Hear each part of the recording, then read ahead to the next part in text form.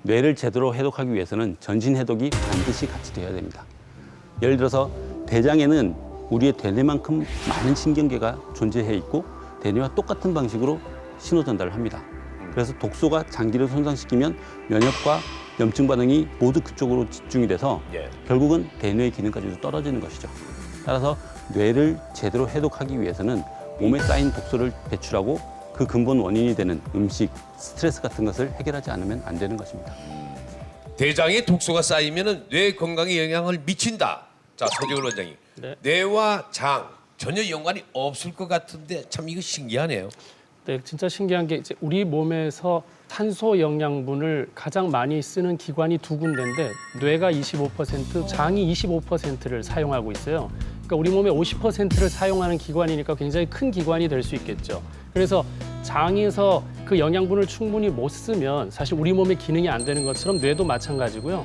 또 우리가 흔히 아는 행복 호르몬, 기분 좋게 만드는 호르몬 그 세로토닌도 실제 한 80% 이상은 장에서 만들어지거든요. 그 나머지 한 10% 이상이 뇌나 또 이제 그 각막이라고 우리 눈 쪽에 있는 거기서 또 그게 세로토닌이 만들어져요. 그러니까 기분이 좋아지려면 장에서 그런 것들이 결정이 되는 거기 때문에 장하고 뇌는 아주 긴밀한 관계가 있다 이렇게 이해하시면 될 것 같습니다. 그러니까 장하고 뇌하고 그렇게 긴밀한 관계가 있으니까 왜 학교 다닐 때 학창 시절에 수업 시간에 이상한 소리 하고 막 헛소리하면 선생님이 넌 머릿속에 똥만 찼냐는 얘기를 하셨는데 연관성이 있긴 있네요, 그죠? 네, 진짜 연관이 있네요. 뇌하고 장하고 그래요. 혹시 본인이 제가 그런 얘기 들은 거 놀랐습니다. 아니에요, 혹시? 뭐 다들 한 번씩은 듣지 않습니까? 해독의 셈, 림프를 건강하게 하면은 온몸이 해독이 되고 뇌까지 건강하게 해독이 됩니다. 그렇다면은 림프를 통한 뇌 해독. 자, 이걸 어떻게 해야 하는 겁니까? 네, 우선 마사지로 림프 순환을 돕는 것이 중요합니다. 예. 특히 뇌로 가는 림프선을 자극하는 마사지 방법이 있는데요. 아하. 이마 중앙에서 관자놀이 방향으로 천천히 쓸면서 한 3번 정도 해주세요.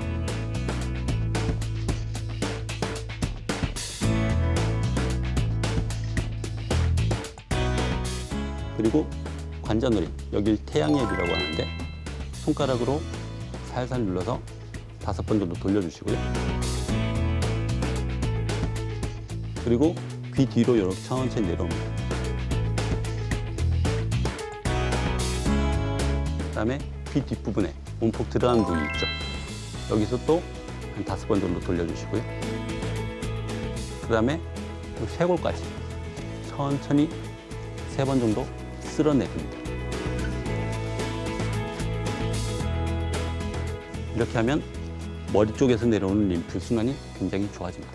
아, 개운해졌어요. 아, 난 뇌가 이렇게 시원할 수가 없어요. 아, 개운해졌네. 아니, 뭐 눈이 사르르 감기면서. 뭔가 앞이 확 밝아진 것 같은 네, 그렇죠. 수시로 자주 해주시면 좋습니다. 수시로. 근데 남자분들보다는 여자분들이 뭐 일단 뇌 해독은 훨씬 더 많이 하시는 거 아닙니까?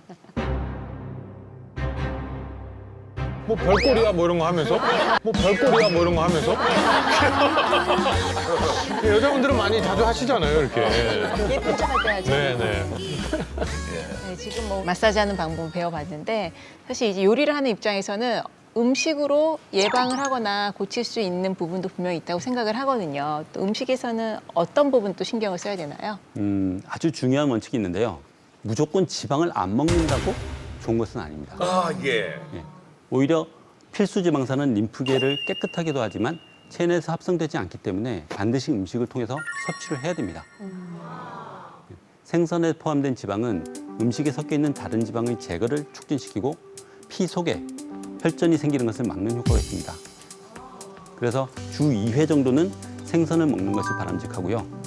고등어나 연어 이런 생선을 드시고 참기름이나 들기름 같은 것을 적당히 드시는 것이 뇌 해독에 도움이 됩니다. 근데 우리 몸에서 그 기름으로 구성된 성분이 신경하고 뇌거든요. 예. 예, 그러니까 좋은 기름을 먹는다는 게 뇌나 신경에 도움이 된다고 봐야죠. 네. 림프가 망가지기 쉬운 여름입니다. 림프 건강을 위해서 가장 중요한 것이 또 있다고 합니다. 여러분, 그게 뭡니까? 바로 물 마시기입니다. 물 마시다. 왜 물을 많이 마셔야 합니까? 하루에 물 마시는 양의 권장량이 자기 몸 체중의 0.33을 곱한 리터 수준입니다. 쉽게 얘기해서 80kg 정도 나가는 남성분의 경우에 2.5리터 정도, 60kg 정도 나가는 여성분 같으면 2리터 정도의 물을 마시는 것이 권장되는 것입니다. 물을 충분히 먹지 않았을 때 그럴 때 나타나는 림프 부종이라는 증상이 있는데 이 림프 부종은 고단백 부종입니다. 단백질은 물을 끌어들이는 힘이 있어서 충분한 수분을 섭취하지 못하면 림프 부종이 있는 부위에서도 수분이 부족해서 신체의 다른 부위의 수분을 그쪽으로 끌어오게 됩니다. 예. 그래서 충분한 수분을 섭취해야 체내에 있는 불순물을 제거하고 뇌 해독하는 데도 도움이 될 수 있습니다. 물 마시자. 마셔야 돼. 자, 물. 물 마셔야 돼. 아유, 좋다. 이와 관련해서 림프 때문에 몸이 붓는 분들이 한 분 계세요. 네. 아이를 낳고 난 어머님들. 예. 이 어머님들 같은 경우에 몸이 붓는 이유가 이 림프 순환이 잘 안 돼서 일어나는 경우들이 가끔 있거든요. 이럴 때 드셔야 될 것은 방금 말씀드린 단백질하고 매운맛입니다. 매운맛이요. 림프 순환을 시키는데 꼭 필요한 맛 중에 하나가 매운맛입니다. 네, 어머님들이 젖먹이를 젖을 먹이시느라 매운 거 고춧가루 같은 거 안 드시잖아요. 예, 그렇기 때문에 몸이 붓는 원인 중에 하나가 될 수 있는 겁니다. 그런 분들은 고춧가루처럼 너무 매운 거 말고요. 예, 파란 부분을 드신다든지 아니면 무순 정도의 매운맛은 부드럽게 받아들이실 수 있을 겁니다. 예. 림프에 문제가 생기면은 붓는다고 하셨잖아요. 근데 저는 이제 오래 앉아 있는 시간이 많아서 그런지 요즘 종아리가 많이 붓거든요. 이 종아리 붓기 빼는 방법 어떻게 해야 될까요? 우리 몸에서 체액이 가장 정체되기 쉬운 부분이 아무래도 아래쪽이죠. 예. 그래서 특히 종아리 쪽에 많이 붓게 되는데 림프는 결코 이제 강하게 누르면 오히려 순환을 더 저체시킬 수도 있고 림프 관 자체가 손상이 될 수도 있습니다. 그래서 림프는 부드럽게 발목에서부터 허벅지 쪽으로 이렇게 부드럽게 마사지해 주는 것이 좋습니다. 이야, 그 정말 지금 기가 막히게 지금 자꾸 두려워지는데 천장 붙들고 서가지고 허벅지고 종아리고 막 밟아줘가면서 거기 더 아이고 시원하다. 어우 시원하다. 그 큰일 날 짓이네. 그게 아니라 잘못하면. 정말 사랑하는 사람 만지듯이 그렇게 만져야 되네요. 림프 마사지는 그죠? 네. 씨예요? 매 녹화마다 그런 걸 하나씩 하시네. 하도 해본 지 오래돼서 그냥 기억이 안 나요. 그게 실제 그렇게 부부간에 좋은 그런 애정을 나누면 왜 우리가 붓기도 빠지고 얼굴도 이뻐지고 한다는 게 사실은 그 림프의 어떤 좋은 작용 때문에 그렇다고 생각이 들어요. 네. 서재 원장님은 저런 이론을 다 아는데 없어. 안타깝네요. 예. 남 얘기할 게 아니에요. 그래, 난 자, 몸속의 독소만 제대로 빼면은 우리는 병 걸릴 일이 없습니다. 라고 이야기해도 되겠습니까? 네. 예. 그런데 작정하고 시작해도 금방 이거 포기하기 일수인데 오늘 실패 없이 해독에 성공하는 비결을 알려드리겠습니다. 네. 예.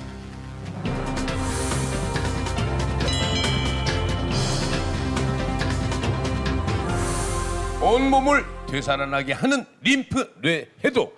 사전 준비를 하고 해독을 해야 실패하지 않습니다. 그렇다면은 뇌 해독을 도와주는 비결 과연 뭐가 있을까요? 지금부터 알아보겠습니다. 독소 제거를 위해서 해독할 때 가장 대표적으로 하는 것이 식습관을 바꾸는 것이죠. 주로 식이섬유 위주의 채식을 하거나 먹는 양을 획기적으로 줄이는 절식을 하는데요. 예. 이때 그동안 해왔던 식습관의 유혹을 못 이겨서 실패한 경우가 많죠. 아니 근데 인간의 기본 욕구 중에 가장 강한 게 저는 이제 식욕이거든요. 근데 아무리 해독이 절실해도 이 잘 차려진 밥상 앞에서 이것을 참는다는 건 정말 쉽지 고문이거든요. 않죠. 고문? 네. 이거 어떻게 해야 돼요, 이거? 먹지 않아야지 뭐 어떻게. 그게 너무 힘들다는 거지. 예, 사람이 허기를 느끼는 경로가 보통 두 가지 정도 있습니다. 예. 첫 번째는 일반적으로 우리가 느끼는 위장이 비었을 때. 두 번째는 바로 뇌에서 필요로 하는 영양분을 충분히 공급해주지 못할 때 그렇습니다. 우리 몸에서 쓰는 영양소 그리고 산소 이런 것들이 20% 이상을 뇌에서 소비를 합니다. 그래서 이게 조금만 부족하면 밥 달라고 난리를 치는 거예요. 맞습니다. 근데 그거를 반대로 생각해 보면 그 20%만 보충을 시켜주면 뇌는 더 이상 배고프다는 소리를 안 하게 되죠. 그리고 이제 진짜로 필요한 영양소가 들어오지 않을 때는 아무리 다른 음식이 들어와도 계속 배고픔을 느낄 수밖에 없기 때문에 계속 들어오라고 할 수밖에 없어요. 그러니까 제대로 된 걸 한 번 주는 게 낫지 쓸데없는 걸 많이 먹어서 결국에 제대로 준 거를 나중에 한 번 준다면 너무 다른 불필요한 걸 많이 먹게 되는 꼴이 되잖아요. 그러니까 균형 잡힌 걸 제때 먹는 습관을 꾸준히 가져가는 게 결국 뇌를 위해서도 좋다고 볼 수 있겠어요. 네. 아, 그렇습니다. 그래서 평소 식사량의 절반 정도만 드시더라도 중간중간에 공복감이 들기 전에 매실청이나 과일청 같은 것들을 한 10분의 1 정도 희석시켜서 수시로 드시면 배고픔을 생각보다 쉽게 넘어갈 수 있습니다. 매실청. 근데 우리가 막 살 빼라고 할 때 위를 좀 줄여라 이런 말씀들을 많이 하시거든요, 선생님들이. 그 비슷한 얘기인가요, 그러면은? 좀 비슷한 말씀인데요. 사실은 이제 우리가 어떤 식이 조절을 할 때 살 뺄 때요. 보통은 이 위를 채우는 이 부분을 좀 줄이는 데는 한 2주 정도면 된다라고 보통 얘기를 합니다. 한 2주만 전체적인 양을 좀 줄여 버릇을 하면 먹는 양이 전체적으로 줄어요. 하지만 이 심리적인 허기를 참 극복하는 게 오히려 더 힘든 경우가 많거든요. 그래서 보통은 한 4주 정도는 잘 버텨야 어느 정도 이 심리적인 뇌의 허기가 좀 조절이 된다라고 저희가 얘기를 합니다. 그러니까 지금은 어느 정도 그런 부분이 좀 일맥상통하는 얘기라고 좀 이해하시면 될 것 같아요. 네, 스트레스 받거나 아니면 외로울 때, 이럴 때 막 그냥 이렇게 뭐 먹는 걸 찾게 되는 것 같아요. 네. 그렇다면은 뇌 해독을 도와주는 비결 과연 뭐가 있을까요? 지금부터 알아보겠습니다. 먼저 이 안에 특별한 비결이 숨어 있습니다. 네. 자, 하나, 둘, 셋, 예! 두정차.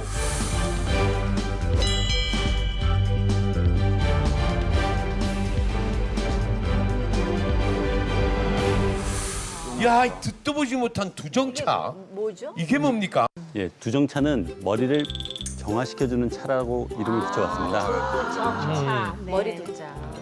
민들레하고 감국으로 만드는데요. 네. 좋은 약재들이 굉장히 많지만 우리 땅에 나는 고유의 약재로 골라봤습니다. 민들레는 토종 흰 민들레를 씁니다. 이것은 한방 재료로는 포공령 또는 포공정 등으로 불리는데요. 열을 내리고 독을 풀어주고 염증을 제거하고 이뇨작용에 효과적입니다. 또 민들레 잎에 함유되어 있는 베타카로틴이라는 성분은 활성산소라 불리는 우리 몸속 유해산소를 제거해주기 때문에 노화 예방과 같은 항산화 효과를 기대할 수도 있고요. 위장 질환에 매우 뛰어난 효과를 갖고 있어서 앞에서 말씀드린 것처럼 장에 좋으면 뇌에도 좋다. 뇌 해독에도 도움이 된다고 볼 수 있습니다. 이거 제가 꼭 먹어야 되겠는 뇌 해독을 위해. 민들레 이거 나물로 무쳐 먹어도 맛있잖아요. 네, 그래요. 김정 교수님. 네, 이제 봄철에 민들레가 막 새싹이 올라올 때요. 어린 잎 같은 경우에는 뭐 나물로 무쳐 드시면 맛있고요. 또 비빔국수에 민들레 국수라고 또 많이 시중에도 이제 팔기 시작을 하거든요. 네. 그래서 비빔국수 드실 때 민들레 잎을 듬뿍 넣어서 드셔도 좋고요. 또 뿌리 부분은 또 깨끗이 흙을 털어낸 다음에 뭐 간장이나 양념 등을 넣어가지고 장아찌로 보관을 하시면 1년 내내 두고 드실 수 있거든요. 그래서 민들레는 진짜 꽃부터 뿌리, 잎사귀까지 버릴 곳이 하나도 없습니다. 아, 그렇군요. 향기가 아주 그윽합니다. 강국 말린 국화 아닙니까? 예, 맞습니다. 예. 청열 해독하는 효과가 강해서 네. 현대인들의 스트레스, 피로, 또 상처로 머리로 이렇게 기가 뻗쳐 올라오는 증상을 내려줍니다. 예, 예. 근데 국화는 향을 맡으면 이렇게 머리가 좀 맑아지는 것 같은 그런 느낌이 들거든요. 이게 제 그냥 기분인가요? 서재걸 선생님? 아니요, 그렇지 않습니다. 우리나라를 조사를 해봤더니 향기에 대한 민감도가 10명 중에 6명이 넘습니다. 이게 무슨 얘기냐면 향을 맡으면 두통도 생기고 천식도 생길 수 있고 피곤도 오고 이러니까 민감도가 있는데 왜 그러냐니까 주로 우리가 합성 화학 석유화학물에 대한 이 냄새들에 민감하게 되어 있어요. 이걸 바꾸려면 이 국화 같은 좋은 향기가 나는 여기에 이제 테르펜이라는 아주 좋은 물질들이 있거든요. 그러니까 이런 향기는 7초 만에 뇌로 들어갈 수가 있어요. 그러니까 가장 빠른 길이 이 향을 맡는 건데 아로마라는 뜻이 방향, 그러니까 향기를 내어놓는다는 뜻이니까 아로마 치료에 이런 국화 향기를 맡는다는 것은 이 화학약품이나 제품들을 배제시키고 천연의 향을 좀 찾아간다면 오히려 머리가 맑아지고 그렇게 더 좋을 것 같습니다. 예.